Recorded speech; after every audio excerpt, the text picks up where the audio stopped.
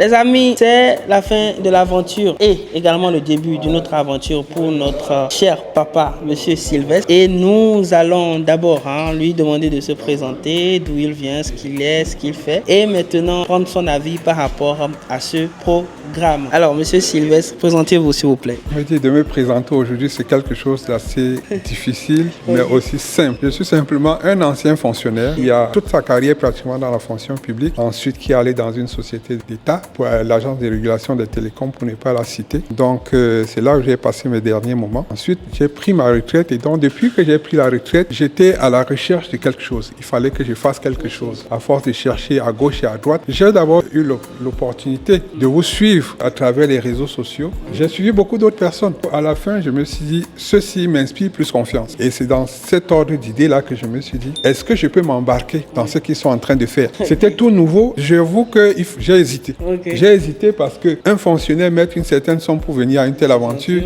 ce n'est pas du tout évident. Donc je vous dis que c'était simple. C'était pas une décision simple. Mais à la fin, je me suis dit, il faut que je me jette à l'eau. Et donc, je suis là. Je peux vous dire que si je ne venais pas ici, je crois que j'aurais raté quelque chose dans ma vie. J'aurais raté quelque chose dans ma vie parce que d'abord, j'ai rencontré des gens merveilleux, des gens extraordinaires. Je ne sais pas comment vous avez fait pour que nous nous retrouvons ensemble, mais c'était des gens extraordinaires. L'autre chose qui m'a vraiment impressionné, et j'ai eu déjà à le dire lors de nos rencontres, c'était votre capacité d'avoir pensé ce que nous devons faire. Vous avez intériorisé ou bien intégré en vous ce que chacun de nous pourrait avoir besoin. Et vous avez, avant que nous ne venions ici, évidemment on vous a donné les besoins, mais je pense que vous êtes allé largement au-dessus de nos besoins. C'est-à-dire que vous avez trouvé des domaines spécifiques où vous pensez qu'en Afrique, il y a des besoins. Je pense qu'il n'y a pas une seule personne qui soit partie d'ici sans avoir une nouvelle idée de projet. Je voulais dire également que je ne me suis jamais exercé en affaires, mais vous allez m'entendre. Vous allez m'entendre. C'est vrai, moi j'ai appris... Un homme d'affaires. Oui, vous avez créé un homme d'affaires. Et là, je suis véritablement... Moi, je pars d'ici, je suis gonflé à bloc.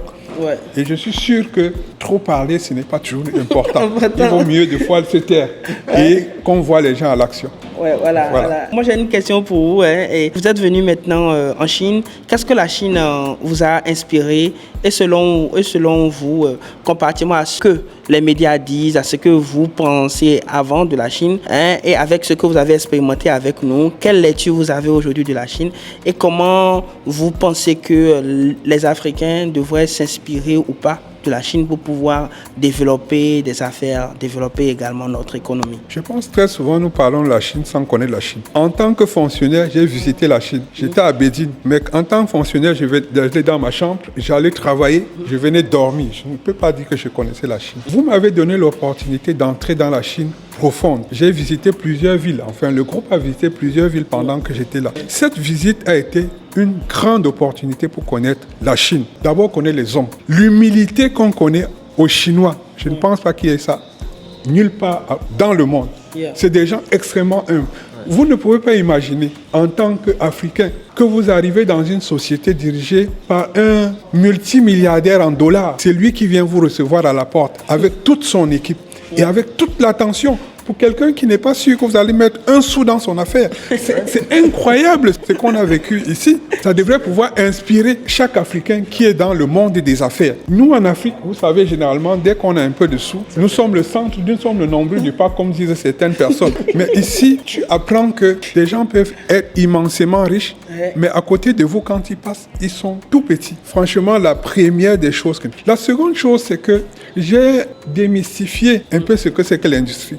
Dans ma tête, l'industrie, c'est des milliards. Chaque fois que j'ai vu une entreprise, j'ai vu des machines, des équipements, j'ai pensé immédiatement aux milliards. Et lorsqu'on a discuté avec les responsables des entreprises, des grandes entreprises qu'on a vues, je me suis rendu compte qu'à la vérité, au lieu de continuer à faire le bail, ce que nous on appelle chez nous le bail amselam, acheter et vendre comme on ferait, beaucoup d'hommes d'affaires auraient gagné à devenir des industriels et bâtir l'Afrique à travers l'industrie au lieu de venir ici tout le temps. Il y a des choses, plein de choses qu'on aurait pu fabriquer en Afrique, mais on vient ici, ça perd le temps, ça leur perd le temps d'abord parce qu'il faut 2-3 mois dans le bateau et ensuite en termes même de gains, je ne suis pas sûr qu'ils gagnent en venant ici tout le temps comme ils aiment venir. Donc, il faudrait que nos hommes d'affaires fassent ce genre de voyage exploratoire. Et je leur recommande fortement votre équipe parce que J'ai constaté que vous connaissez le terrain. Vous n'êtes pas des gens qui racontent n'importe quoi. Vous connaissez véritablement le terrain. Et je peux vous dire que je ferai moi-même de mon mieux pour qu'un jour, je vienne ici avec une équipe, qu'on travaille ensemble pour faire que les gens de mon pays puissent connaître. Pour moi, c'est très, très important. Depuis tout à l'heure, on ne vous a pas dit, c'est le Cameroun, c'est le continent même en action. Alors tout à l'heure, monsieur Sylvestre disait qu'avant de venir, qu'il a beaucoup hésité. Ce n'est pas une décision facile. Et toi qui nous regardes dans cette caméra-là, certainement que tu es dans le cas de monsieur Sylvestre, tu es en train d'hésiter aussi. Mais il faut passer à l'action et tu vas voir. C'est en essayant, parce que ça ne te coûte rien d'essayer, hein, cher ami. Alors, monsieur Sylvestre, moi, ma question est ceci. Par rapport à notre tournée au Nord, on a vu pas mal d'entreprises qui font des lignes de production, surtout dans le domaine des engrais également. Quels sont vos projets dans le futur pour ce domaine-là? Vous savez, quand je venais ici, c'était effectivement pour l'engrais parce que j'ai un partenaire qui fait dans l'engrais. Donc nous avons eu l'opportunité de rencontrer une entreprise à un niveau très très élevé ici qui s'étendait sur 50 hectares. Quand on dit aux gens, c'est quand même incroyable de savoir qu'une entreprise s'étend sur 50 hectares. Mais cette entreprise nous a dit aujourd'hui, eux, ils travaillent avec un certain nombre d'entreprises qu'ils ont sélectionnées à travers lesquelles ils distribuent leurs produits. Donc nous sommes en cours de pourparlers avec ces entreprises-là pour arriver à travailler avec eux et nous espérons véritablement que nous allons transcender ces difficultés qui nous ont posées les étrangers jusqu'aujourd'hui pour entrer dans notre marché. Alors, les amis, je peux vous dire personnellement, M. Sylvestre était là avec son épouse. Personnellement, c'était un vrai challenge pour moi. Je me disais comment on allait faire pour réellement les satisfaire. C'était vraiment des questionnements. Donc nous aussi, ça nous a permis de beaucoup travailler. Et on continue toujours pas travailler parce qu'ils touchent des problématiques très sérieuses. Et c'est justement ce que nous faisons à la SST. Nous sommes là pour vous trouver des solutions. Nous sommes comme une clé. Comme je le dis, si vous voulez rentrer réellement en Chine pour comprendre les vraies opportunités, créer des affaires durables, parce que nous travaillons pour mettre des bases durables sur place, il faudrait nous faire confiance parce que déjà, du fait qu'on a étudié ici, du fait qu'on collabore déjà avec de grands groupes, nous vous permettons réellement de toucher des problèmes de fond en allant de l'agriculture à l'énergie, passant par des problématiques au niveau de la santé. On a fait le tour et aujourd'hui, même tout à l'heure, aujourd'hui, dernière visite, c'était avec M. Sylvestre. On est allé aussi au niveau côté de la santé et on a passé de bons moments ensemble, discutant de pas mal de problématiques. Et je suis très fier d'avoir de telles compétences dans notre équipe. Voilà, on sent réellement de l'expérience, on sent également des conseils avisés. Et chers amis, c'est à ça que nous vous invitons.